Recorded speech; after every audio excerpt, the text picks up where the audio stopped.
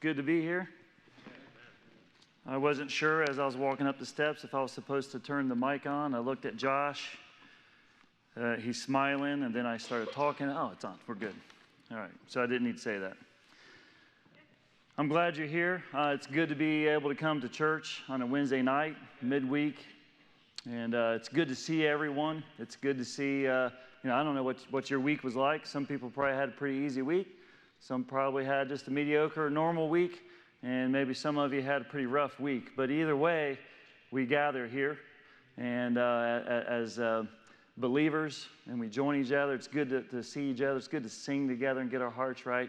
But most importantly, it's really good to hear God's Word preached and taught.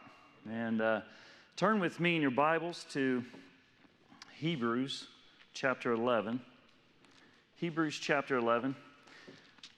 Pretty familiar chapter. A lot of you instantly think, oh, that's the Heroes of Faith chapter. You're right. Hebrews chapter 11, verse 32. It says, "And what shall I say more? For the time would fail me to tell of Gideon and of Barak and of Samson and of Jephthah, of David also, and Samuel, and of the prophets, who through faith subdued kingdoms, wrought righteousness, obtained promises, stopped the mouths of lions, quenched the violence of fire, escaped the edge of the sword, out of weakness were made strong, waxed valiant in fight, turned to flight the armies of the aliens." Now, interesting, up until then, all the names mentioned before in that chapter, you kind of shake your head and say, oh, yeah, Abraham, yep, Moses, yep, those guys. But Samson kind of caught my attention that he's listed in this chapter of a hero of faith. When I think of Samson, I go back to as a kid. I always talk about flannel graph, but I remember when I was in Sunday school, a lot of flannel graph, and my image of Samson as a kid and what I was taught and what I was able to understand. I know I wasn't the sharpest kid in the class, but what I could pick up is I just remember Samson being a couple things: the strongest man in the world, strongest man that ever lived. And Samson was awesome. He's kind of like a comic book hero. Samson killed 1,000 people with the jawbone of a donkey. Samson, that means he kept fighting even though he was physically in pain. Yet God gave him the strength and the Spirit of the Lord came upon him, but he didn't quit. And I remember thinking, man, it's so awesome, man. He was so thirsty, he thought he was going to die, and then it was cool. God let water come out of the jaw. I don't know if he picked it up and was like shaking, trying to get more. I don't know. But I think of that. I remember, I don't remember the whole story as a kid. I mean, I do now, but how he got those foxes, and it was pretty cool. Put fire on their tail, and they went and burnt the corn down. Like, man, don't mess with Samson.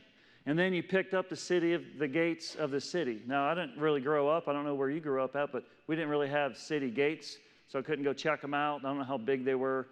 I was going to try to find some around here and bring them in here to see if Max and Adam could pick them up, but I couldn't find any city gates, and definitely wouldn't be the size of these. But those stories of Samson, we think, man, the strongest, man, that's awesome. Samson is awesome. But then I grew older, and I started reading the Bible, and you read through Samson, and you scratch your head on some of these things. They don't add up. I don't understand. Samson? You really wasn't that good. All right, and then you hear people preaching like, hey, this guy, he didn't use all his talents to the Lord. He didn't reach his full potential. And I read it again.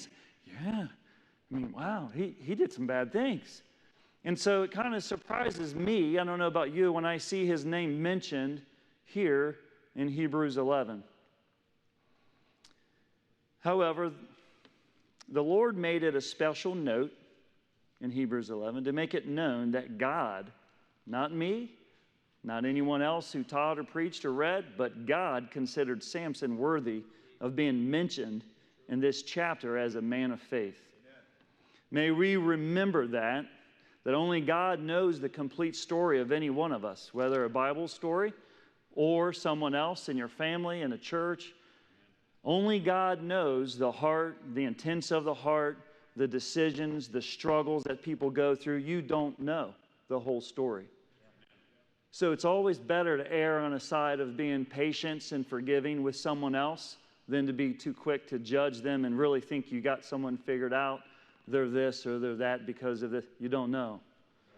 You don't know. God knows. And I like that God knows. And it's better that God knows things that I don't, because that information might not be safe in my mind and my head and my thought, and I couldn't handle it.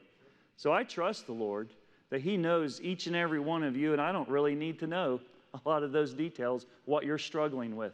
But I do know that you do struggle. Like me, I struggle as well. There's things I wouldn't want you to know about me. Only God knows. And that's my struggle, that's my fight. I've been talking about, in my Sunday school class, David fighting Goliath. And man, it was just amazing. I love it. And the more I read it and dig into it, I love teaching it. It's amazing how he was the only one. Is there not a cause? Look at that giant. I'm going to go down there and kill him. Everyone else didn't want to fight the giant. That's a different story. I don't want to get started on that. Romans 15:4 says, you can turn there. Romans 15:4. I'll give you a second. So we're going to look at Samson. Maybe not, it's not a full in detail of his whole life, but just some points I want to point out about Samson, and then get some practical application out of it. I hope to encourage you. I know that there's people here today, because I would, in my own head, I would imagine that most Christians struggle from just being mediocre. Most Christians struggle not living on the tip of the spear of their faith in their life, and they kind of up and down, and there's times where they're complacent, and there's times where they're not using. It's easy to jump on Samson and say, yeah, he wasn't using all his potential. But what about me personally? What about you personally? Do you always meet your potential? I really believe the more I get to know people and I age, speaking of aging, I didn't know Jerry Stevens wore glasses. So he's up there wearing glasses. I mean, he ain't old enough to wear, there he is. He's not old enough to wear glasses. How old is he? And then I realized I'm looking at him through glasses, because this is new to me too. But anyway, as I age and stuff, I know that deep in your heart, just you personally, whoever the finger points at, you know that you have a lot more potential and gifts and calling than what you're living up to. And in your head, you're saying, one day I'm going to. It'll happen, just not today, not tomorrow, but I'm going to. I know I can do better. I know I can meet more of the potential. I know God made me to rise up, and you know you're not doing it. So we're going to talk about Samson, but keep that thought in mind. Romans 15, chapter 4 says, for whatsoever things were written aforetime were written for our learning, that we through patience and comfort of the Scriptures might have hope. So Samson was written there for me, maybe not you. Maybe you say, yeah, Samson, guy of faith. But for me, I said, that seems strange. So that's something for me to learn, is written there aforetime, so I can go back and study, and I can learn of Samson. All right? And that's going to give me hope, and I hope the same thing as you. Let's learn from Samson tonight. Some of you may be struggling with certain things, or just struggling, feeling that you're not meeting your potential that God made you to be. It's possible you're blaming everyone else, your circumstances, your home you're in, your job, your boss, whatever. There's a lot of things to blame that we like to blame except ourselves. And let's learn some things from Samson. Hopefully I do good on time. I'm not normally the best with time. Turn to Judges chapter 14. I pre-marked my Bible, and then I lost it, so that didn't help. Judges chapter 14. I would like to, I don't have time, but I would like to read Judges 13, 14, 15, 16, 17. But then I decided it's not enough time. So I'm going to start in verse 14, or chapter 14, and then go to verse 9 right here. And Samson went down to Timnath and saw a woman in Timnath of the daughters of the Philistines. And he came up and told his father and his mother and said, I have seen a woman in Timnath of the daughters of the Philistines. Now therefore get her for me to wife. Then his father and his mother said unto him, Is there never a woman among the daughters of thy brethren? Now, is there never a woman? Tells me that this probably wasn't the first person that he was interested in. Or among my people that thou goest to take a wife of the uncircumcised Philistines. And Samson said to his father, he didn't even answer, just get her for me, for she pleaseth me well. But his father and his mother knew not that it was of the Lord, that he sought an occasion against the Philistines, for at that time the Philistines had dominion over Israel. Then went Samson down and his father and his mother to Timnath, and came to the vineyards of Timnath, and behold, a young lion roared against him. That's scary. And the Spirit of the Lord came mightily upon him, and he rent him as he would have rent a kid. And he had nothing in his hand. But he told not his father or mother what he had done. And he went down and talked with the woman, and she pleased Samson well. And after a time, he returned to take her. And he turned aside to see the carcass of the lion. And behold, there was a swarm of bees and honey in the carcass of the lion. And he took thereof in his hands and went on eating, and came to his father and mother, and he gave them. And they did eat, but he told them not that he had taken of the honey out of the carcass of the lion. So here's 9 verses of a kind of a snapshot of who Samson was at this point in time. We know that we know in chapter 13 that Israelites were, I think it was verse 1, were slaves to the Philistines for like 40 years. 40 years, said it right there. And we know that they were right in this 40-year time that they were servants to the Philistines, and Samson was supposed to be a judge. In chapter 13, it talks about how an angel of the Lord came to his mom and specifically announced that he was going to be born, and that's pretty significant of an angel announcing your birth, that what's going to happen. And the angel gave some special instructions to the mom, and I didn't really realize this till recently when I was reading this over a few times, that she took the Nazirite vow too. She didn't touch anything unclean. She didn't eat anything of grapes, no grape juice, no wine, no liquor, nothing, didn't touch that. And I don't think it specifically said if she cut her hair or not, but that was special, not just for Samson, but she did that as well. So it's interesting when Samson gave that honey to his father and mother to eat, he knew that she wasn't supposed to eat that. And we'll get to that maybe if I get time, if I get through these pages. So it may come to a surprise. Let's see, I already said that. I'm on this page. So after reading that, I want to say a couple things here, a couple verses. You can just look them up and write them down later. But 1 Peter 2:11 says, Dearly brethren, I beseech you as pilgrims, abstain from fleshly lust, which war against the soul. Proverbs 25:28. He that hath no rule over his own spirit is like a city that is broken down and without walls.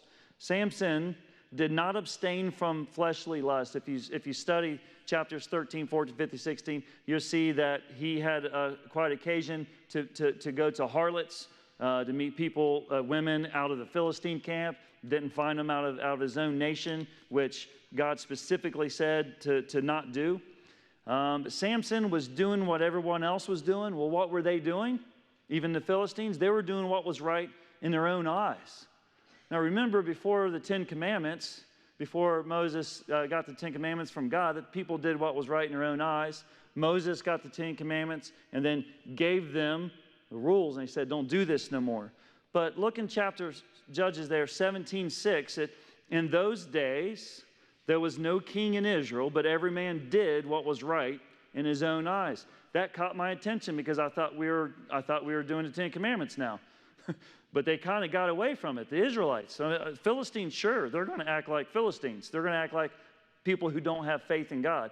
But why are the Israelites acting on their own what's right in their own eyes? And then it's a sad thing. The very last verse of the book, Judges 21:25, says, in those days there was no king in Israel, and every man did which was right in his own eyes. And so this is a kind of a sad case. You see that's what they were doing. The children of God was doing what was right in their own eyes. Samson wasn't particularly doing what was right in his own eyes. He was doing evil in his eyes because he wanted to do it. He knew he was disobedient. He knew he wasn't keeping the Nazirite vow. He knew that. But he was very complacent with his faith. Lightning didn't strike him down. He did it before. God overcame him with the Spirit, and he did some mighty things. He just kept going. No problem. He had physical strength, and he mistakenly thought that was good for spiritual strength. And neither did he know that the sin that he was meddling with and toying with and playing with was blinding him in his heart, in his mind, and neither did he make any effort to fix it. They had forgotten, Israelites, including Samson, about Moses and the Ten Commandments and how God wanted to be their king. And they didn't need a king. And remember, after this, they really wanted a king.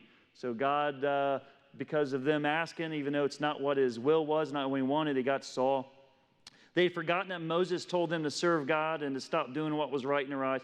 That was Deuteronomy 12:8. It says, "Ye shall not do after all the things that we do here to this day.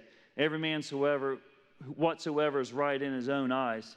He was giving out the law, he was giving out the commandments, and he was saying, well, we're not going to do this no more of doing what's right in your own eyes. God also told the Israelites not to marry outside the nation of Israel, Deuteronomy 7:3. So back in Judges 14, we see it. Samson allowed himself to desire and to do things that God said not to. Look at verse 2. Samson, he didn't learn from the book of Job when Job said, now I think I was told that Job is the oldest book written, that one of the first books written, just not in chronological order. So I would assume that Samson probably had the book of Job around. And in there, Job made a covenant with his eyes not to look at another woman, not to look at a maid, just his wife only. Samson didn't take heed to that. Samson had problems with his eyes. You see in verse 2, he had seen a woman in Timnah of the daughters. Why he was there, I don't know. But he probably should have been back in Israel judging them like he was supposed to and he was called to do. Samson saw and he wanted. And then he continued steps to marry her and be persistent, even though the warning of his mother and his father, even though the warning of what Bible he had then, even though the warning of Moses. But I want to say, even when we do not obey, God can still work through us. God knew who Samson was and what Samson was going to do before Samson did it. So look at chapter 13. You might not agree with this, but I just want to point out. Chapter 13, verse 5. For lo, thou shalt conceive, it's the angel talking to his mother, and bear a son, and no razor shall come upon his head, for the child shall be a Nazarite unto God from the womb. And he shall begin to deliver Israel out of the hand of the Philistines. I kind of think it's like a foreshadowing. He already knew Samson wasn't going to live up to the potential that he could have. Samson choosing his own will. He didn't have to live how he did, but he did. So I think he shall begin to deliver Israel. I don't know. It's possible if he would have lived up to his potential, how God wanted him to judge, it could have said he delivered them. He was going to deliver them. But he shall begin to deliver them. He didn't quite get there.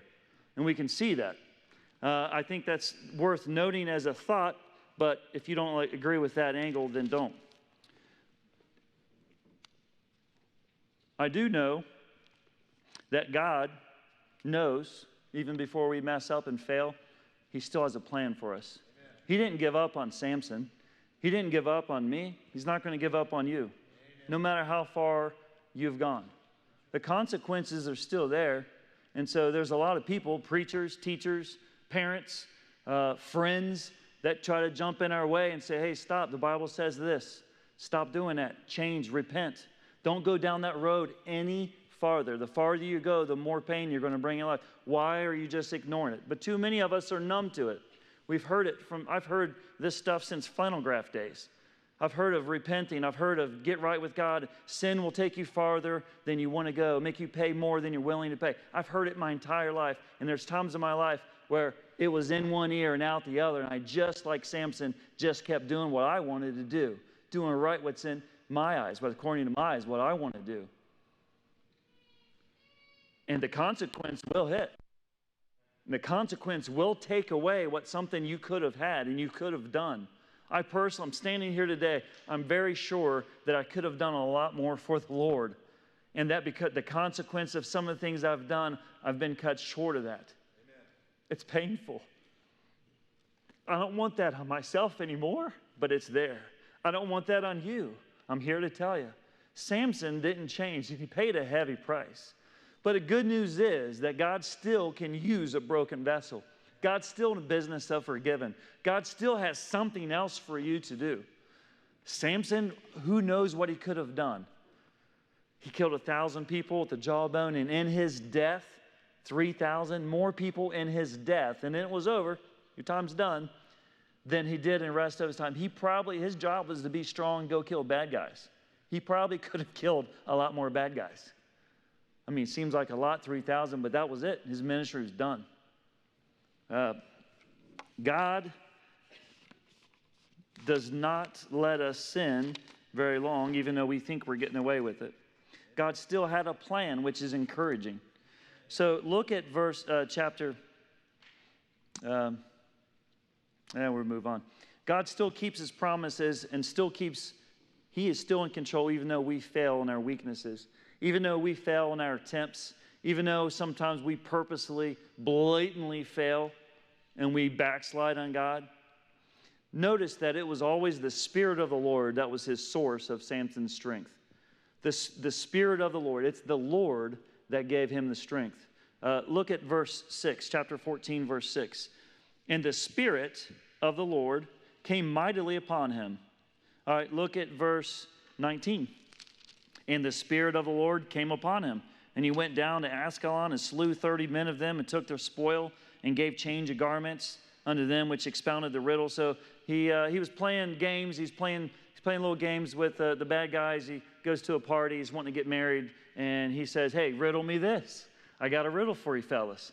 And he gives them a riddle of something that he did wrong by killing the lion and then, not really killing the lion, but coming back later to look at the carcass, touched the dead thing. He's not supposed to do that. And then pulled the honey out of it and ate it and then gave it to his parents. He ain't supposed to do that. But he's so kind of arrogant and numb to his sin, he's going to make a little game out of it. Hey, riddle me this, guys. He gives them a riddle.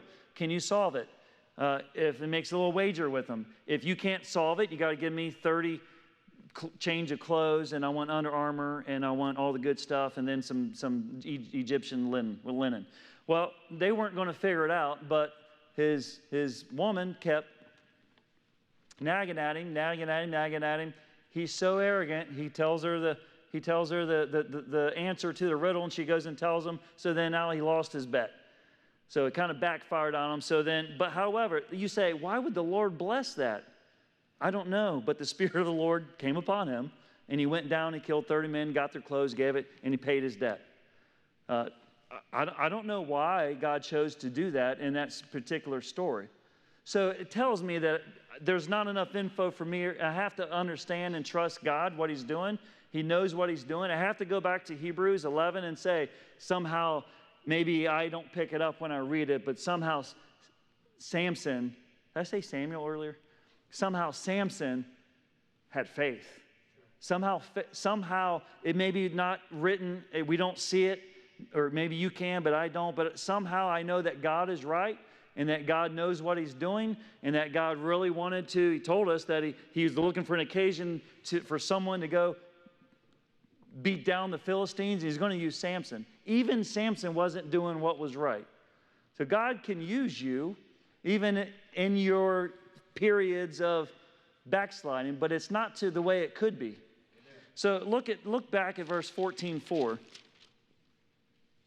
Let me see. Yeah, back his father and his mother knew not that it was of the Lord. So God had a plan, whether we see it or not, whether Samson saw it or not, whether his parents saw it or not. They didn't see the full plan, that God had a plan, God knowing what Samson was going to do. That's kind of encouraging to me. I might not have to understand exactly how all of that works and why God decided to do that with him and it looks like, hey, you're not even doing what's right. You're lying. You're disgracing your own mother by giving her honey and not telling her, knowing she's not supposed to eat that. Why would God do that? I don't know, but I do trust God, and he tells us there that it was of the Lord. All of this was of the Lord. He's working through Samson. Look at chapter 13, verse 25. So this is before that stuff happened in 13. We just didn't have time to read the whole chapter. And the Spirit of the Lord began to move at him in times in the camp of Dan between Zorah and Eshtaol. So the Spirit of the Lord began to move him at times. It wasn't 100% all the time. And then it shows there in verse 6 and 19, that the Spirit of the Lord moved upon him. Interesting thought, though, in chapter 16:3, the Bible doesn't say the Spirit of the Lord came upon him, yet he still had enough strength to do superhuman things. It's when he moved the gates. I mean, nobody can pick up those gates that heavy with the bar off the hinges, the doors, and walk. I'm told it was like 40 miles, and it was up on a hill, the Bible said. But it didn't say the Spirit of the Lord came upon him to do that, but he still had strength. He still had some natural ability that God gave him. And so it kind of reminds me, hey, none of us are Samson. No matter how much you work out, Max, it ain't going to happen. You're not going to pick up city gates and walk. But it does tell me that God does give you talents and skills, and you choose to use them for him or not.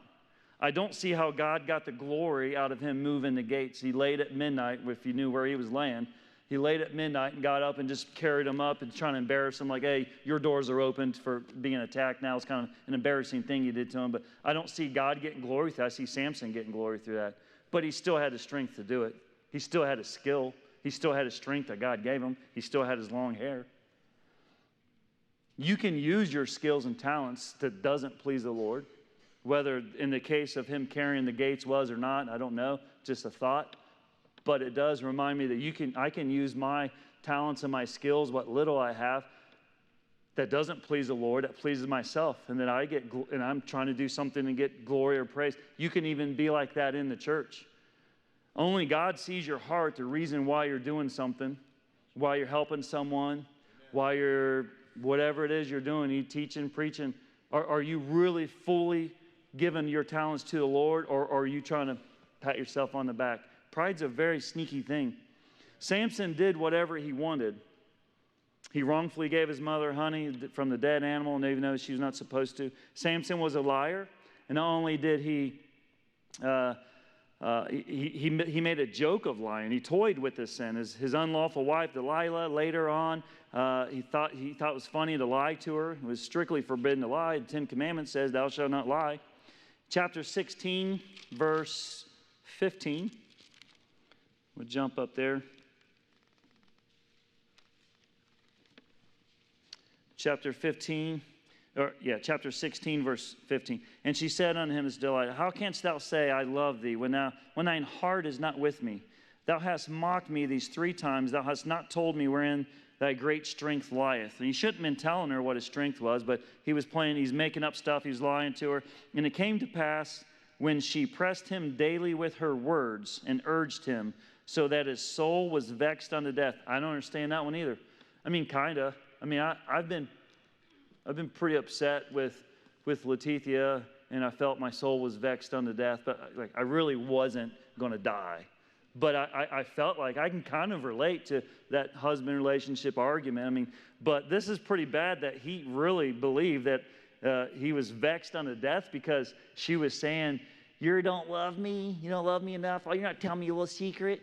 And she just in his ear, like, man, that's crazy. That brought him down, like he thought he was going to die, more than 1,000 soldiers that was trying to kill him. He said, cool, I'll kill you all. But the woman nagging in his ear, he couldn't take it. So what did he do? Did he leave? Nope. Did he get right with God? Nope. He said, I'll just tell you. Fine, I'll tell you. But think of that moment where, fine, I'll just tell you. I'll show you where my heart's really at. She was pressing, is your heart with me or is it with your God? He said, it's with you. He thought that he was able to continue and the Lord would keep blessing him. The Lord would keep using him no matter what he did. That time came to an end, and he paid a pretty severe price for that. I don't think any of us know when God says that's enough. When God says, you've ran too far. I've been blessing you regardless. I've been using you regardless. But today it stops. He was playing and playing and playing. He thought he was just going to get back up and be as strong and do whatever he wanted. And that wasn't the case. He told her. And as you know the story, she made him go to sleep, fell asleep on her lap. She called in the guards that were waiting. They had to be close. They didn't have like text message. Okay, got him. I mean, they were right there. He didn't even know it. Came in, cut his hair off. Look at verse 20. And she said, the Philistines be upon thee, Samson. And he woke out of his sleep and said, I will go out times before and shake myself. This is easy. It's a joke. This one's really going to be funny. I mean, remember the ones I told them about locking my hair up and a beam and all this stuff, and I got up and like made them look silly? Like, I'm going to do this again. I'm just going to shake myself. Go kill him. Because I'm Samson. My physical strength is, he thought his spiritual strength was the same as his physical strength. It's not. So what happened? And he wist not that the Lord was departed from him. Let me tell you what's a very scary thing is not knowing the Lord departed from you. He felt the same, but he had no power. He felt the same. He thought he was the same, but there was a difference now than before.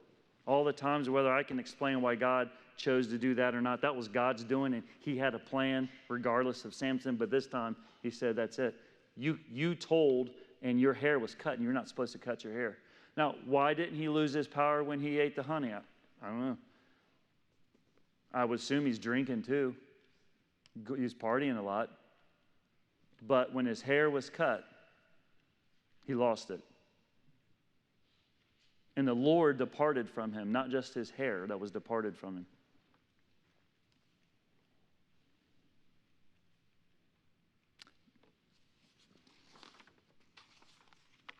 Numbers 32:23 says, but if you will not do so, behold, ye have sinned against the Lord, and be sure your sin will find you out. I don't know who I'm talking to tonight. Again, I'm talking to me. I'm talking to you too, but I don't know your heart. And the Lord, the God of the Bible that knows everything, he knows your heart, he's giving a warning tonight. If you're playing with sin, if you've been doing this long enough, I'm going to do it again. I'm going to get up and just continue, and nobody's going to know. Be sure your sin will find you out. You will regret it. Don't think for 1 minute Samson, when his eyes were plucked out, when they were burned out, when he lost his eyes, when he was chained to that mill. I don't know if they were doing circles like a donkey would do and push that mill. I mean, I think they were just trying to use his strength for free. Hey, it's the strongest guy in the world. Hook him up to a mill. But they were working him. At that moment, when he was a slave, he couldn't go do what he wanted. He couldn't even see anymore. His favorite thing to do was to look and then go take. He couldn't do that. In that moment, do you think he said, I wish I would have repented. I wish I would have changed. I wish I would have followed. Then he sorrowed, just like we all are. When you're embarrassed, he embarrassed his nation. He embarrassed his family. He embarrassed himself. Embarrassed everybody. He hurt the name of God. Just like I have. Just like you have. But good news is, I'm almost out of time, but the other good news is the story doesn't end there. The story does not end there. Oh, I can't see him. Verse 22. Judges 16:22. Howbeit, the hair of his head began to grow again after he was shaven. I love that verse. That represents me a lot. It wasn't over. God didn't throw away the key. You finally had too much. I'm done with you. There's your punishment. And let him die. There was a chance. If he had in his heart to do right, to get back and do something else for God, God said, I'll still give you a chance. No one else noticed, or they forgot that he had strength in his hair. They didn't cut it. It began to grow again. It's not instantaneously. You can heal. Sometimes it takes time. The longer you go that way, it could take just as long, if not longer, to heal back, to get back your strength. But God allowed his hair to grow again. I love that. You may not be able to do the things you once did or assigned, but there will be a way to get right with God and be used of God still. Option A is always better than option B, but I'm so thankful for option B.